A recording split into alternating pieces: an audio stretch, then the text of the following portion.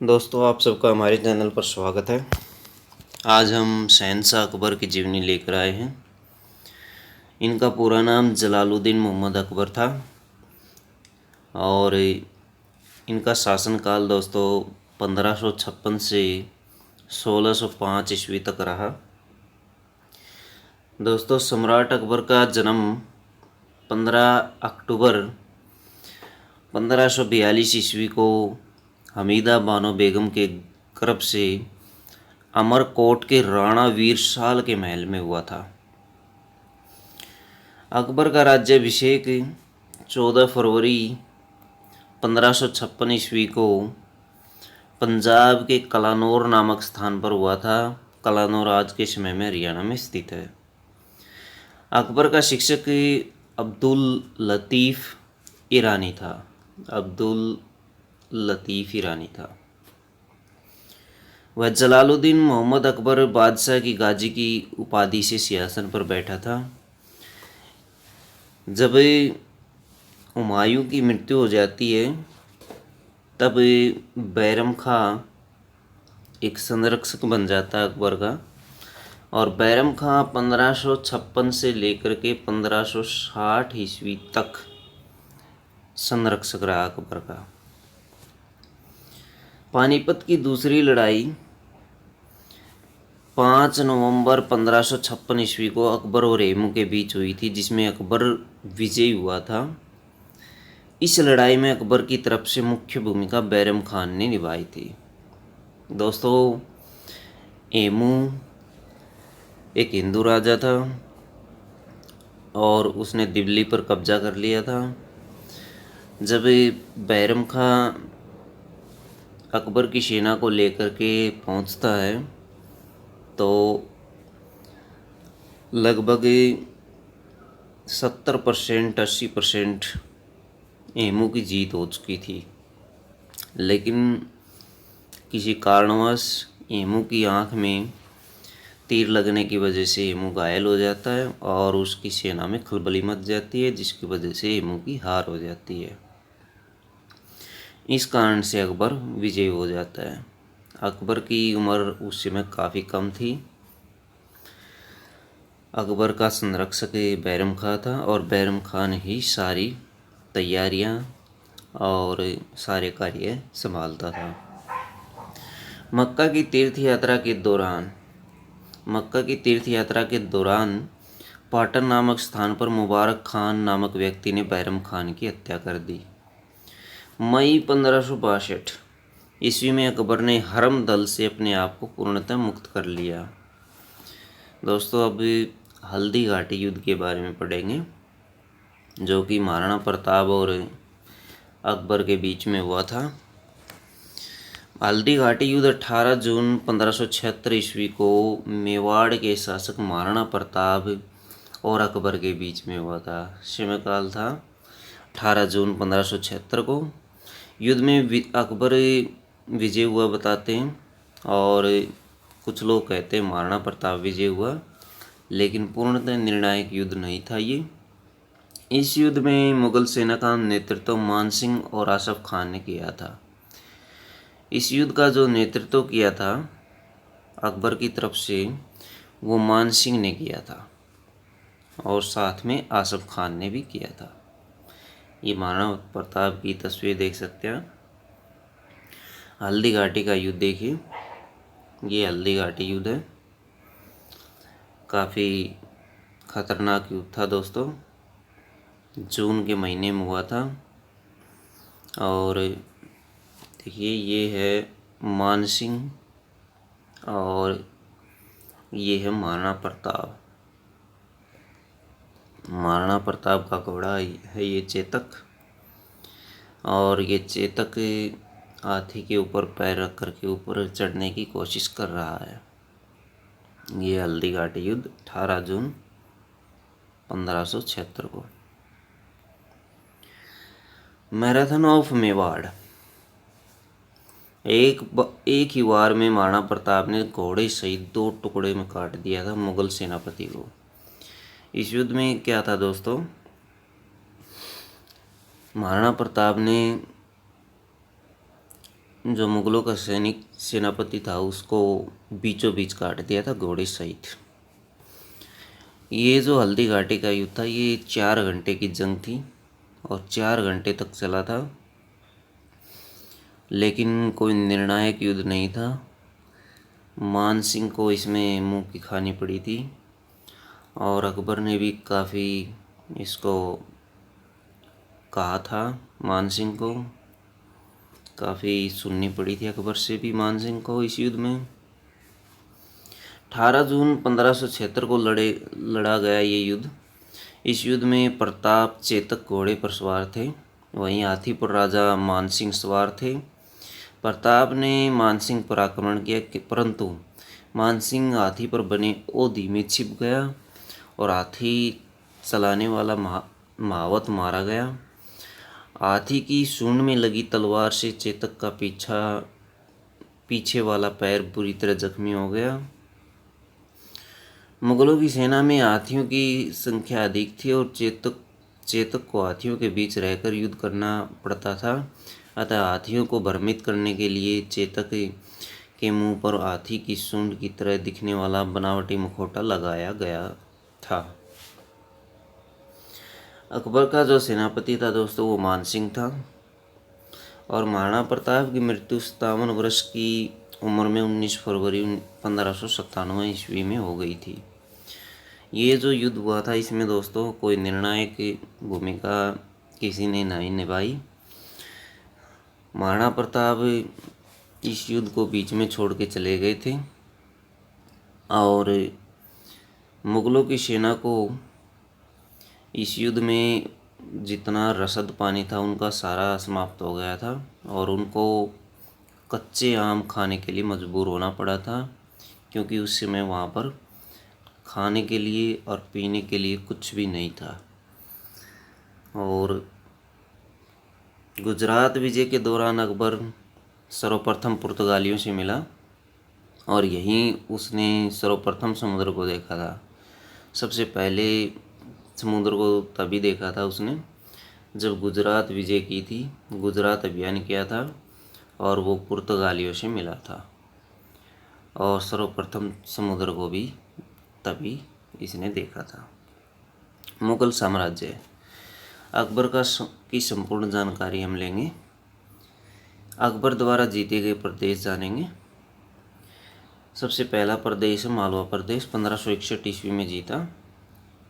1561 ईस्वी में इसने जीता था इस प्रदेश को। मुगल सेनापति आदम खान और पीर मोहम्मद ने इसका नेतृत्व किया था और मालवा का शासक बाज बहादुर था। चुनार को अकबर ने 1562 ईस्वी में जीता। मुगलों की तरफ से अब्दुल्ला खान ने नेतृत्व किया और चुनार उस समय अफगानों के अधीन था। गोंडवाना को अकबर ने 1564 में जीता। इसमें आसिफ खान ने नेतृत्व किया था और वहाँ के शासक वीर नारायण और दुर्गावती ने स्वयं अधीनता स्वीकार कर ली थी।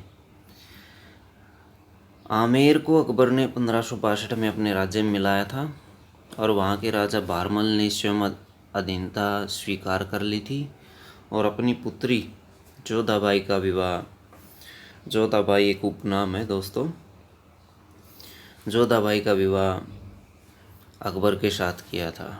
देख सकते हैं ये तस्वीर में आप, ये राजा भारमल है, ये अकबर है, दोनों में मित्रता हो गई थी और राजा भारमल ने अपनी पुत्री का विवाह राजा अशोक से कर दिया था। ये भारमल की पुत्री है, इसकी वास्तविक तस्वीर आप देख सकते हैं। मेड़ता को अकबर ने 1562 में अपने राज्य में मिलाया। मुगलों की तरफ से सरफुद्दीन सेनापति था और उसी ने नेतृत्व किया और मेड़ता का शासक जयमल था। अकबर को मेवाड़ को मिलाने में 2 बार संघर्ष करना पड़ा। पहली बार 1568 में स्वयं अकबर और राणा प्रताप के बीच संघर्ष हुआ, लेकिन इस युद्ध का कोई निर्णय नहीं हुआ।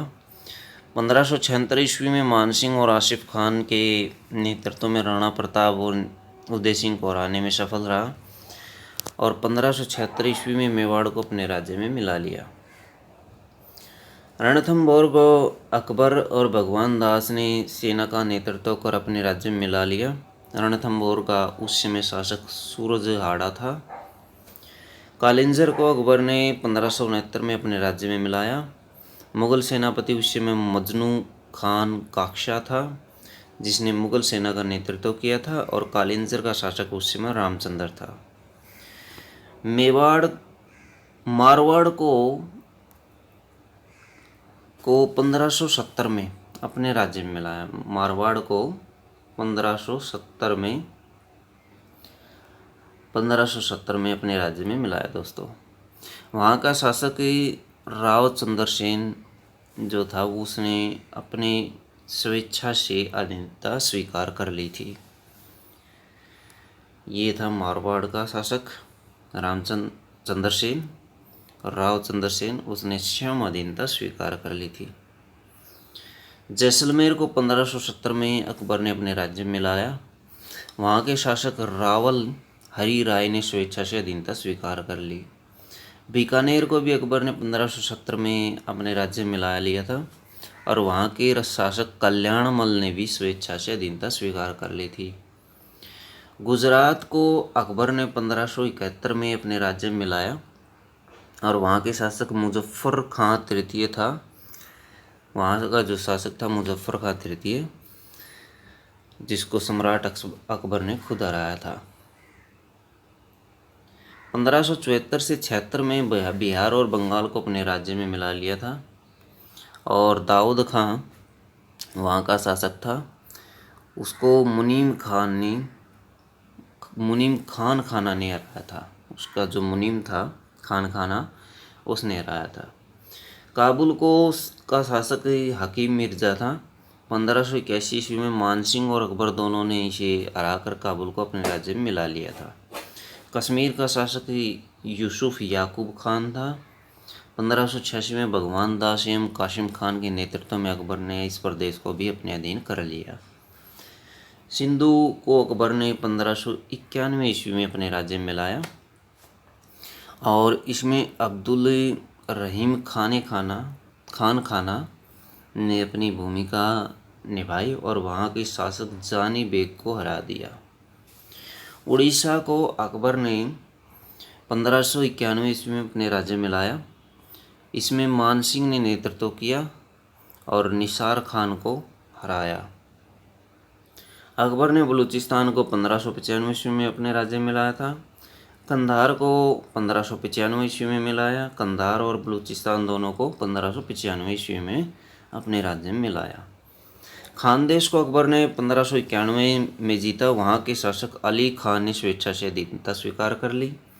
दौलताबाद को अकबर ने 1599 में जीता। वहाँ का अभियान करना पड़ा अकबर को, क्योंकि वहाँ की शासिका चांद बीबी थी, और उससे काफ़ी लंबा संघर्ष चला। इस संघर्ष में मुराद अब्दुल रहीम खाना और अबुल फजल और ख़ुद अकबर को भी जाना पड़ा था। चांद बीबी को आप देख सकते हैं तस्वीर में, मुंह तोड़ जवाब दिया था अकबर को। अहमदनगर को अकबर ने 1623 ईस्वी में अपने राज्य में मिलाया था। अहमदनगर बहादुर शाह और चांद बीबी के अधीन था। अहमदनगर और दौलताबाद दोनों चांद बीबी के अधीन थे। दौलताबाद में चांद बीबी की शादी हुई थी, जबकि अहमदनगर की वो रहने वाली थी। दौलताबाद जाने के बाद वो अहमदनगर कूच कर गई थी, और अहमदनगर भी चांद बीबी के हाथों से चला गया था। असीरगढ़ को अकबर ने 1601 में अपने राज्य में लाया। यह अकबर का अंतिम अभियान था, और वहाँ के शासक मीरन बहादुर को अकबर ने खुद हराया था। सबसे लास्ट और आखिरी जो अभियान था अकबर का, वो असीरगढ़ को जीतने का अभियान था, 1601 में किया था।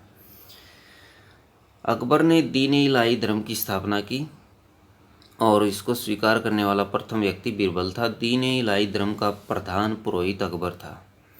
अकबर ने जैन धर्म के जैन आचार्य हरि विजयसुरी को जगत गुरु की उपाधि प्रदान की। राजस्व प्राप्ति की जब्ती प्रणाली अकबर के शासनकाल में प्रचलित थी। राजस्व प्राप्ति की जब्ती प्रणाली अकबर के शासनकाल में प्रचलित थी। अकबर के दीवान राजा टोडरमल 1580 ईस्वी में दहसाल बंदोबस्त व्यवस्था लागू की थी। अकबर के प्रसिद्ध दरबारी संगीतकार तानसेन थे, देख सकते तस्वीर में। अकबर के दरबार के प्रसिद्ध चित्रकार अब्दुस समद था। दसवंत और बसावन अकबर के दरबार के चित्रकार थे। अकबर के शासनकाल के प्रमुख गायक तानसेन, बाज बहादुर, बाबा रामदास और बैजू बावरा थे। अब हम जानेंगे अकबर के मुख्य कार्य। महत्वपूर्ण कार्य: दास प्रथा का अंत 1562 में किया अकबर ने।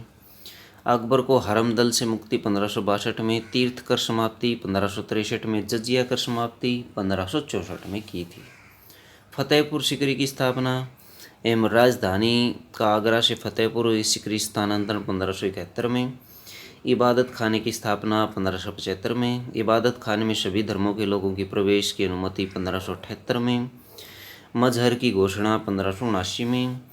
दीन इलाही की स्थापना दोस्तों 1582 में। इलाही संवत की शुरुआत 1583 में। इलाही संवत की शुरुआत 1583 में की थी।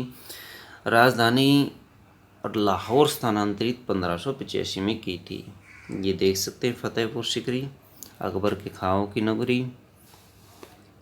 बुलंद दरवाज़ा आप देख सकते हैं, इसका निर्माण भी अकबर ने करवाया था। ये बुलंद दरवाज़ा दोस्तों फतेहपुर सीकरी में। अकबर की शासन प्रणाली की प्रमुख विशेषता मनसबदारी प्रथा थी। अकबर के समकालीन प्रसिद्ध सूफी संत सलीम चिश्ती थे, शेख सलीम चिश्ती। अकबर को सिकंदराबाद के निकट दफनाया गया था। ये देख सकते हैं अकबर का मकबरा दोस्तों, काफ़ी सुंदर मकबरा है। ये जोधाबाई का मकबरा है, मरियम टॉम इन आगरा, आगरा में स्थित है। ये आप देख सकते हैं। अकबर के कुछ और कार्य हैं वो देखेंगे। स्थापत्य कला के क्षेत्र में अकबर की महत्वपूर्ण कृतियाँ निम्नलिखित है।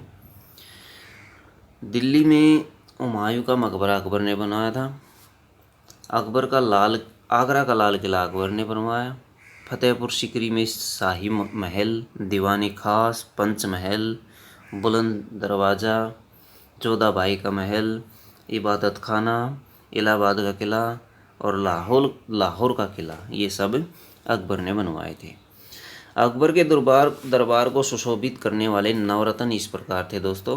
Number 1 Birbal, number 2 Abul Fazal Todarmal, number 4 Bhagwan Das, number 5 Tansen, number 6 Mansingh, number 7 Abdul Rahim Khan Khana, number 8 मुल्ला दो प्याजा और नंबर 9 पर है दोस्तों हकीम हुकाम। बड़ी अच्छी ट्रिक है और आसान ट्रिक है। बट MDH, इससे आप अकबर के नवरत्नों को याद कर सकते हैं। बट MDH, इस ट्रिक को याद करने के लिए आप सोचिए कि MDH मसाले वाले चाचा जी के पास 2 बैट हैं। MDH मसाला हो गया, बैट BAT ऐसे याद कर सकते हैं। बैट 2 बैट है, किसके पास है? MDH मसाले वाले चाचा के पास। पहले बैट से देखते हैं क्या बनता है। पहले बैट से पहले B से बिरबल और A से अबुल फजल, T से तानसेन, B से भगवान दास, A से अब्दुल रहीम खान खाना, T से टोडरमल, M से मानसिंह, D से दो प्याजा मुल्ला। इसको आप ऐसे याद रखेंगे, मुल्ला दो प्याजा। केवल यही एक है जो डिफरेंट बनता है, मुल्ला दो प्याजा। 2 मुल्ला प्याजा से याद रखेंगे, 2 प्याजा मुल्ला, ऐसे भी कर सकते हैं।